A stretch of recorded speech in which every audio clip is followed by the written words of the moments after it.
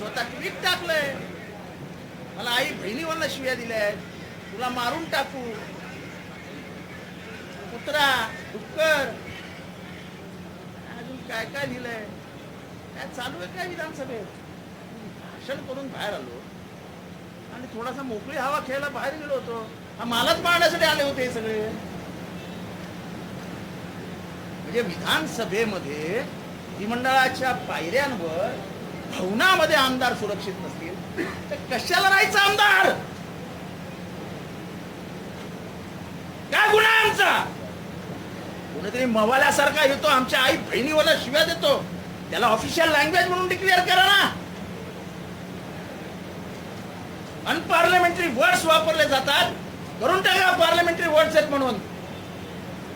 सत्तेचा एवढा मुजरपणा, सत्तेचा एवढा माज